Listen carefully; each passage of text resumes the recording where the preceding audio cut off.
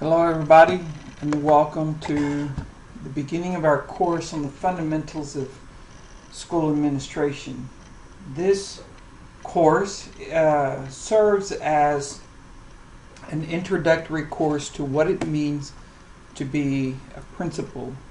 We're going to talk about a lot of things as we go through our course, and we're going to use as a framework reference the standards that guide the development of school administration programs around the country. You'll hear these standards referred to throughout this course and your program. And so this first presentation is just an introduction to those standards, and then an overall introduction of what it means to be a principal and some of the first steps that we're going to take in being the leader in your building. So let's talk about the standards real fast. I have a lot of people complain about standards and say standards are too tough or whatever, but my philosophy about standards is that personally I think that we need some form of standardization as to what students are learning. Otherwise, if we don't have standards and we leave it up to individual teachers or individual schools or districts, what happens is the concept or the idea that, well, these students are different start to creep in, and it lowers expectations, in my opinion. And so just like you have standards in K-12, we also have standards in higher ed. And the standards that guide our program for school administration come from the Interstate School Leaders Licensure Consortium, or ISLC, Standards for School Leaders. And as you can see here, these came into existence in the mid-90s, and there were three underlying principles that guided these standards. This renewed struggle to redefine teaching and learning for all students, and we're going to see that emphasis on all students throughout our course and throughout all the standards. And you'll hear me refer to that, all students, because when we say all students, initially I think everybody would agree, oh yeah, well, all students. Well, what does that look like then if you're the principal of a building and you've accepted the fact that all students can learn? And who are all students? And I keep saying that because we really want to sink in the idea that we're talking about every single student in the building, no matter the student's age, gender, race, level of poverty, level of learning capability, whatever it may be. We want all students to learn. So what does that look like? We're going to talk about that. That's not an easy answer. Another premise why we created standards for school leaders, a movement away from the established bureaucracies and hierarchies that dominated school environments. We'll look at that just a little bit, of the role of principal. And then the increased impact of partnerships with parents in the corporate sector and community agencies. This reliance that is a good thing that we have come in being a part of a community, whether it's a local community with your elementary school or whether it's a community at different levels. Okay, so think of things in levels, and at the top, your district is a part of the larger community in which you live. Okay, so for all those reasons, ISLC came into existence, and the standards came out of that. In 2002, we moved to the Educational Leadership Constituent Council, or ELCC, and the ELCC standards are what guide us today. They're based upon the ISLC standards. We have had a new iteration of standards in 2011. The new ELCC standards will come out probably around 2020, and they will actually be changed to NELP, NELP, and right offhand that escapes me what that stands for, but some of you who are just beginning the program may hear us start referring to NELP standards, but the ELCC standards added a 7th standard to the ISLIC standard and became the standards used in colleges of education. Again, these are the ones that we use. And each standard has elements and are directed for building, your principals, and for district, your superintendent leadership. Okay? So we are guided by ELCC standards, and basically our accrediting body has created these standards and the elements under the standards and have put them out there in School of Administration programs around the country and around the world. Implement these standards the way they best see fit. And every 5 to 7 years, we report back to the Educational Leadership Constituent Council, the ELCC, and explain how we are using these standards to guide student learning. And we have to receive accreditation from our national organization, ELCC, in order to continue issuing license for superintendents or principals. So I say that because when we talk about portfolios, that's really what we're doing, is we're pulling samples of your work and putting them in a large file that we will share with ELCC every 5 to 7 years to indicate how we're fulfilling the standards. So let's take a look at the big standards. Keep in mind each of these have elements under them.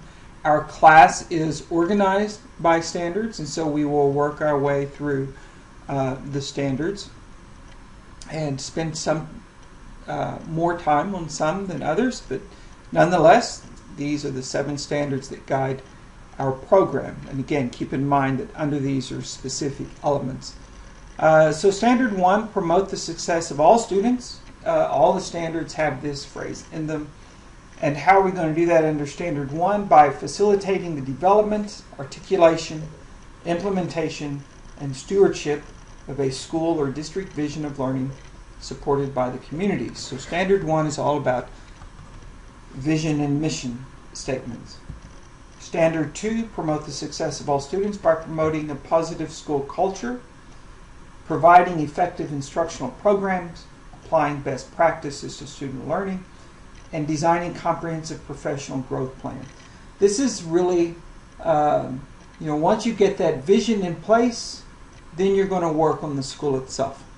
Okay, and you're going to look at that instructional program you have and student learning and work on professional development that goes along with that. Standard 3, promote the success of all students by managing the organization, operation, and resources in a way that promotes a safe, efficient, and effective learning environment. It doesn't matter if you have the best instructional program in place, if the students don't feel safe. As Maslow told us a long time ago, they're not going to learn. So that is why Standard 3 is incorporated.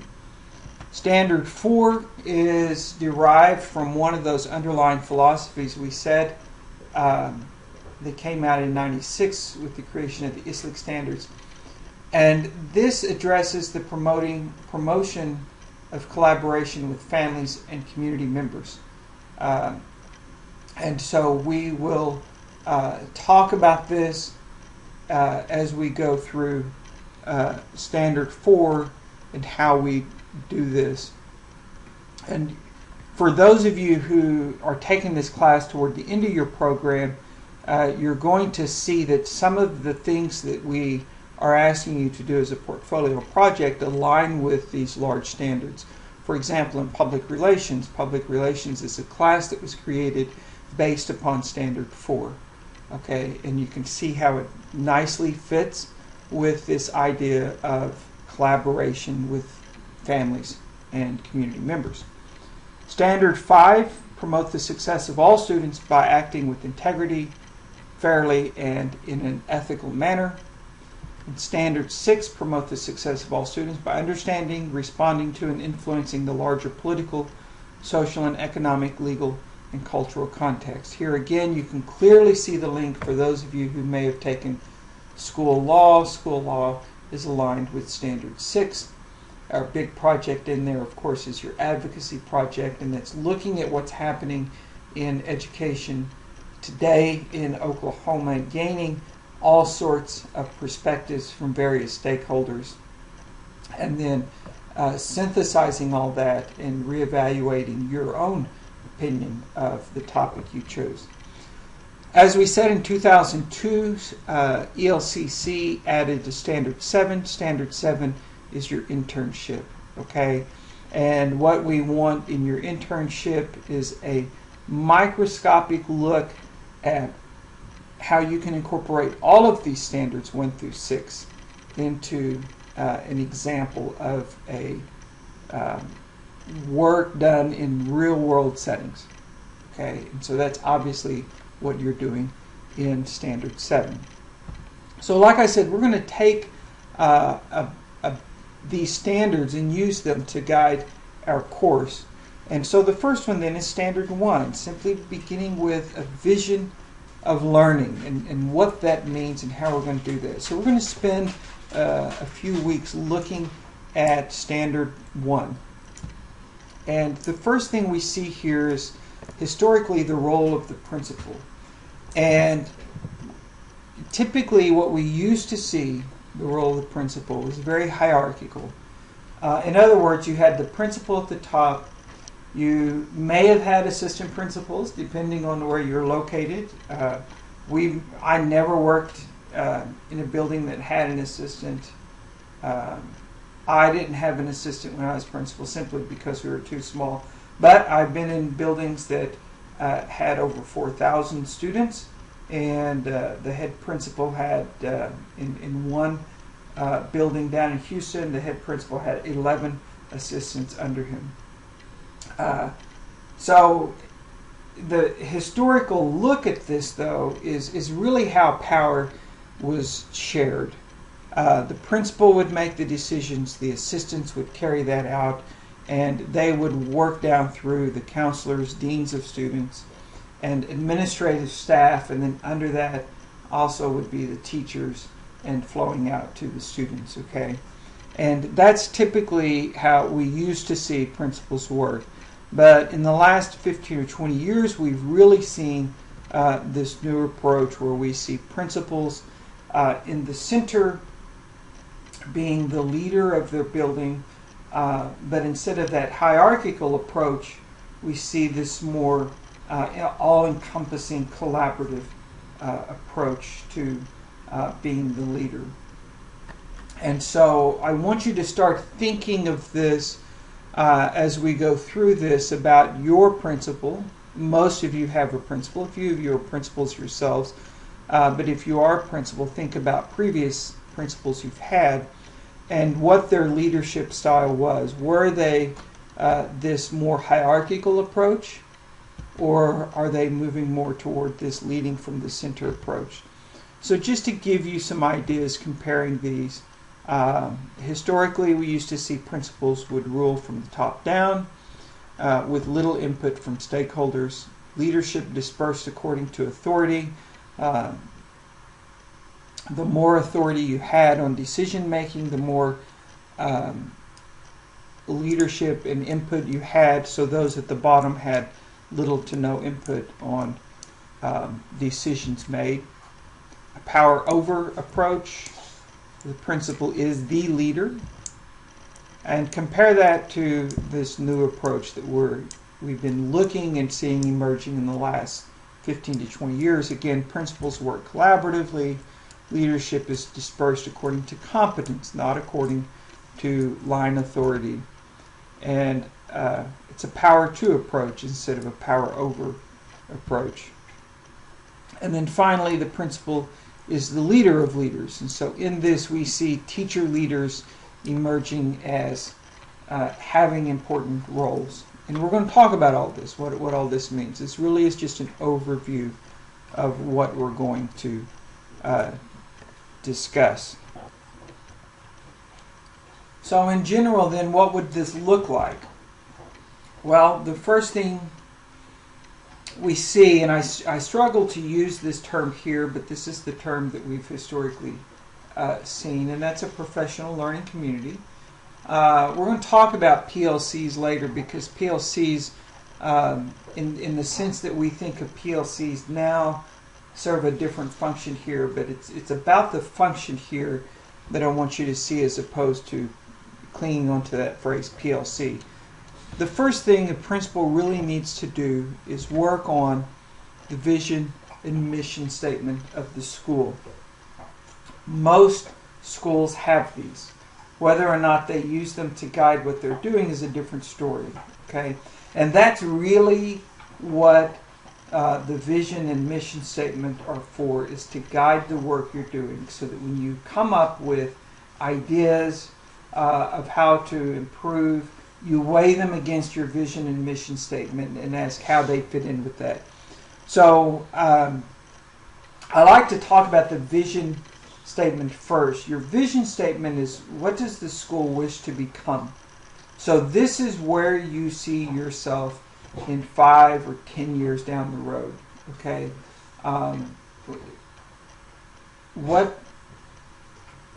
what do you see your ultimate goal as the school?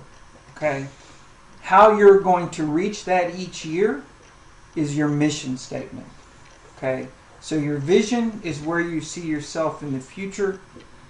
Your mission statement is how you're going to get there each year. And working on these and establishing these with your community, and here's where they use professional learning community in the broader sense, working on these with your staff, your faculty, your stakeholders, and getting everybody in the community to agree and adopt these as a solid belief is key to establishing a valid vision and mission statement. And so by doing that, we avoid the tradition of isolation that we see in schools, and we're able to reach that school improvement that we want to see. Ultimately, when we say school improvement, we're talking about improvement in student learning. Okay? And all this is going to feed back into what your vision and mission statements are. So continuing, after you develop your vision and mission statements, then you want to develop some value statements. Okay? And with your value statements, what attitudes and behaviors do stakeholders value, and which will teachers pledge to demonstrate to help reach that vision? And so while I say that all schools have vision and mission statements, I find less and less schools that have value and goal statements. Okay? And when I see that, that lets me know if they're not working on developing some of these, that they probably don't rely on that vision and mission statement in guiding them. Okay? So again, your value statements are these shared attitudes and behaviors that everybody is going to bring to the table. Once you get those value statements, then you can get down to some really solid things of establishing goals. Okay? And goals are your concrete evidence of implementation of how you're going to reach your vision and mission while incorporating your value statements. Okay? Your goals are, these are your SMART goals. We're going to ask you throughout the program, as you do different things, that you create goals. How are you going to measure the success of your goals? Okay, how are you going to see if these goals need to be revised or move forward or completely eliminated and new goals established? So your goals are this concrete evidence that you want to use in moving your year-to-year ideas. Okay? And so all of this needs to be aligned. Your vision and your mission statement, your value stated of shared values, and then ultimately your goals. What are you going to do each year? What do you hope to achieve each year that's guiding you toward reaching your vision and mission statement? So let's look at some of the benefits of setting these annual goals. And again, these are things that you do as a principal in the big picture of things. Okay, we've got to establish what we're doing. What is our purpose? And we do that by creating our vision and mission, or by assessing our vision and mission. Because again, hopefully, your school, whenever you move into your school, is going to have this vision and mission in place. So setting clearly defined goals benefits all stakeholders by fostering a commitment. We have a commitment of what it is we are striving to achieve. We have standards. The standards that we establish enable principals to analyze performance objectively. This goes back to that idea of SMART goals, okay, something measurable. Targets gives individuals a concrete outcome rather than a subjective one. And this is why quite often you'll hear me say when we get into your internships, and every now and then, not all the time, but every now and then we see goals established that, we've had a 50% pass rate on our Algebra 1, and our goal this year is to raise that to 100%. Well, those are nice, but those aren't real, okay? And so when we measure that against this fostering of standards and targets, and we see that teachers didn't meet that goal of raising it from 50 to 100%, what that does is it starts to lose that motivation, the last bullet here. Because the reason it loses that motivation is if we fail to reach our goal this year, then maybe this isn't a good goal. And so what I typically tell people is it's a good goal, but it has to be realistic. So instead of saying we're going to increase it by 50 or by 100% and get it up to 100% or 200%, let's increase it by from 50 to 55% the first year, or 50 to 57%. Something that's reasonable, that we can do as a team and that we can reach. And so if we exceed it by scoring 62% pass rate, then you have the buy-in from everybody, okay? If we get close, if we get 55% and we wanted 57%, we can assess and celebrate the achievement of getting more than halfway to our goal, and we can assess then of what we did and what we can do better to get the rest of the way. So keep your goals measurable because they're fostering all these bullets here that you see, and we want them to be realistic. The practical application of vision setting process. So once we get this done, then we can see that this is what I said earlier. When you have these questions of, this is a good fad, let's see if this works, maybe it can work in our school. When you weigh it against your vision, then you see that the decision benefits all stakeholders, it's ethical, it's fair, it fits what you're doing. And that's how you can help weed out some of the things that are very costly and are not going to benefit all students. Again, we go back to the standards that really stressed all students here. Okay, so this is why it's important to have a vision, again, so that we can see, when we ask these questions, what do we do about various things? And when we weigh them against our vision, we can come out with good, effective decisions that benefit all. So developing our school culture, let's talk about real quickly what culture is. Okay, and this is kind of a chart here that shows you an example of what culture is. Culture are the norms of your school, the standards of behavior, the dominant values of your school, example, high performance, low absences, could they be negative values? If you find that part of the culture of your school and I've been in school where you have negative dominant values. The one that drives me the craziest is, well, our students do the best they can because they come from poor families. You know, if you have that as a dominant value, then your culture is going to be the one of low expectations. Okay, so you have a dominant value of low performance due to poverty, and that becomes a part of your culture. So as a principal, then you can work on changing these cultures. But you need to know all these things that make up the school culture. What's the school philosophy? This is part of your school mission. Your school rules, the guidelines for getting along with the group. Okay, is it okay to arrive late to school? Is it okay for students to be tardy?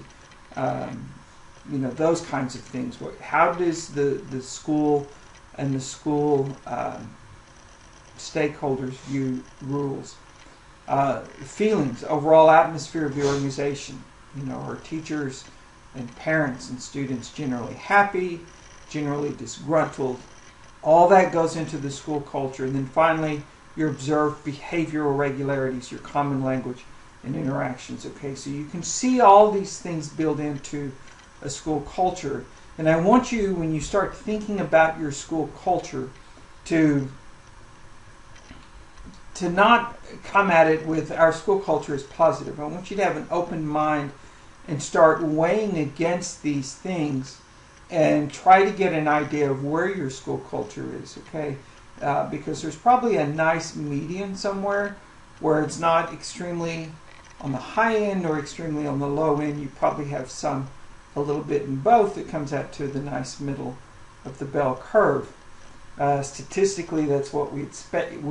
What we would expect. So I want you to have an open mind when you start assessing what is your school culture, and then especially when you start thinking about the principal and what role can the principal play in developing or addressing the culture and trying to improve it in areas where he or she may find improvement is needed.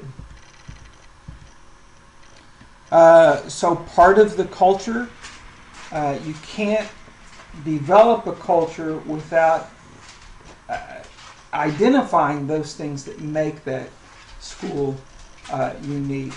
Now, I'll give you a prime example of NSU in the big picture of things. Part of our culture is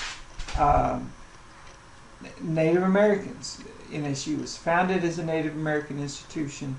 We take great pride in that.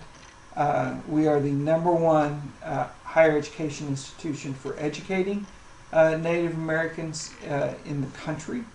So we take a lot of pride in that. And so that has become a part of our school culture. Now, if you look at the student body, you may not see that at all. But if you start parsing things out and looking at particular programs, look at partnerships that the university has formed with communities, you will start to see that indeed the university takes a lot of pride in our Native American heritage. So how do you maintain your school culture once you get it established? Or if you find out that you have a culture that is established, how do you work to change that for the better? Hire your staff carefully. Talk about when you're hiring, especially when you're hiring in positions on up the organizational chart within your building. Make sure they're aware of the school culture and your vision and your mission and how they feel about that. That's what we mean when we say hire staff carefully. They have to buy into what you're wanting to accomplish. Train staff in the desired culture. So as you hire them, there's never going to be a perfect fit, and so you work to train them. And that's having staff see you use your vision and mission statements and demonstrate the values that you've agreed upon in your daily interactions, okay? And it's those kinds of things that are going to help train the faculty and staff that you hire. Instruct staff in the technical aspects of their job. reward them for performances that reflects the values of the culture. And here, as you're working with faculty and staff, as they highlight those things that we value as an organization, or as they exemplify those things, you want to highlight that and honor that. And again, what that does is that helps cement your vision and mission, and it helps establish that culture. Okay, so if you want to change the unspoken value of low expectations, then you want to reward your staff and performances for those who have high expectations. Okay, and that will slowly work its way throughout your organization so that the culture has changed from one of low expectations to high expectations. Okay, so that's where instructing your staff and rewarding them come into play. Again, adhere closely to your values. That's what's driving you in your vision and mission. Reinforcing those rites and rituals of your culture, and identify and make available staff to serve as role models. And again, these kind of overlap, because as you reward them for the work they're doing in helping to accomplish your vision and mission, then you're going to help identify them and they will serve as role models. Important thing to remember: if you do not maintain or carefully create and maintain the desired culture you want, one will be created in and of itself. Okay? There is a culture that drives every organization. And most of these are innocuous. Again, most of them are probably going to fit in the middle of that bell curve if we could somehow quantify school culture and measure it. But when some of them, though, and I've seen these in institutions, become detrimental to student learning, it will create itself. Okay, and that's when you as the school leader have failed to establish your own. And so just keep that in mind. If you don't become that leader in your building, in your school, then the school, the organization itself will develop its own culture. And most likely that will be fragmented, and it's going to increase the chances of it being detrimental to student learning, especially when we're looking at that all-important phrase of all students. Again, we refer back to that in all those standards that we looked at. It may not include all students. Okay, and so be aware of that. So just a few more slides here, and we're going to concentrate on this over the next couple of class periods, and that is the principal as instructional leader. And so once you get that vision and mission in place, then how do you become that instructional leader? The focus on results, the focus on student achievement, the focus on student learning at high levels can only happen if teaching and learning become the central focus of the school and the central focus of the principal. Okay, so keep that in mind there. If we want to increase student achievement, and by consequence student opportunity, because it's really what we're doing this for, it's about student opportunity for all students, this can only happen if the central focus of the principal is teaching and learning. Okay, and that's how you become the instructional leader. Obviously, it's not that easy, and so that's why we're going to spend a couple of classes talking about it. No longer can we allow teachers to say, and it's only been in less than 10 years that I was in a building as principal, but I heard teachers say, I taught it, they just didn't get it. And really we're beyond that. Okay? And so what we have to do, and what you have to do to build this positive school culture, to achieve the vision and mission, is shift our instruction from teaching to learning. Okay? So again, it's not that I taught it, it's did the students learn it. Okay? And I put that question here, okay? So focus on learning. What is the difference between teaching and learning? What questions do you need to consider to facilitate this shift?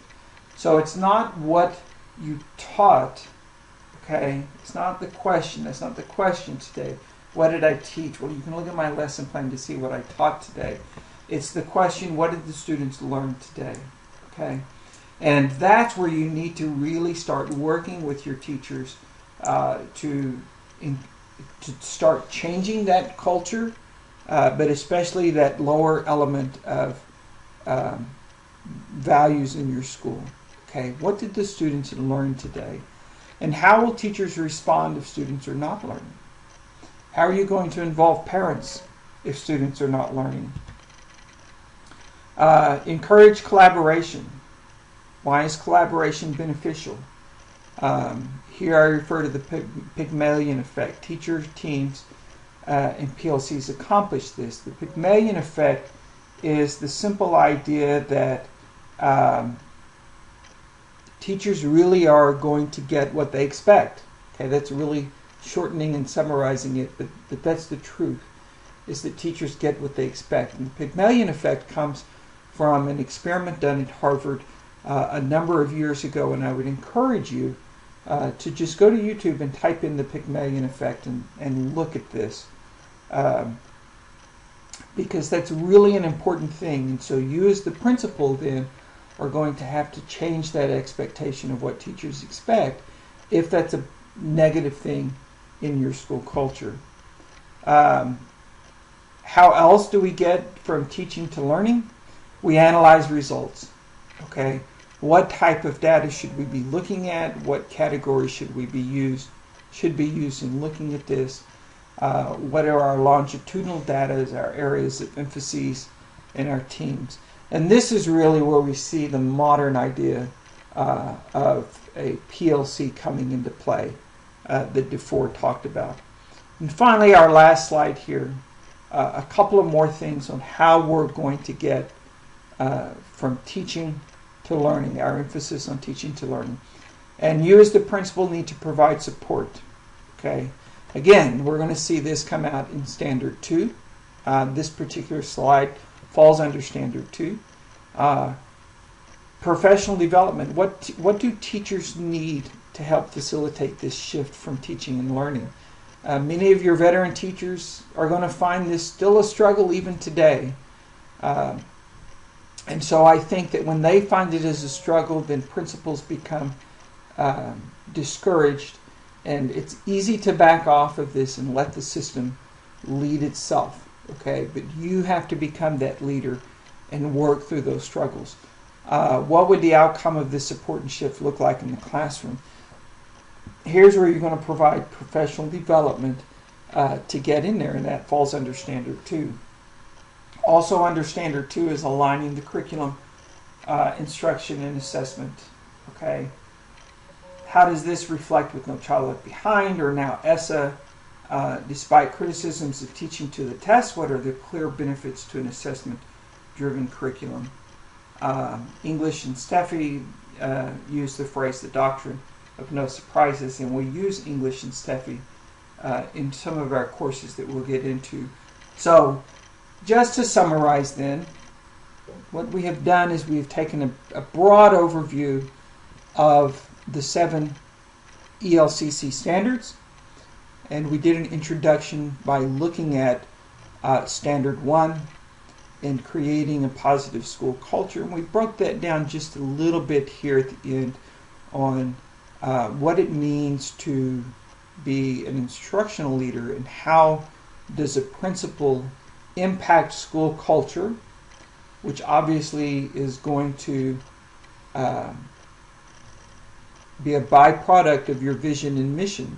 Okay, you can't have that vision and mission and disregard culture. And so once you establish that vision and mission, you have to address the culture that exists.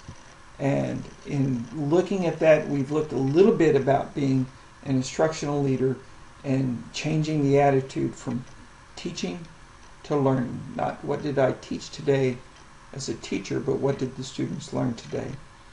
So we're going to continue this discussion in the next video on what it means to be an instructional leader in your building, and tie that in continuously with Standard 1 on what it means to establish a clear vision and mission. And then once you get that established, how do you steward or maintain that? So with that, I look forward to the next video and the next time we get to visit together.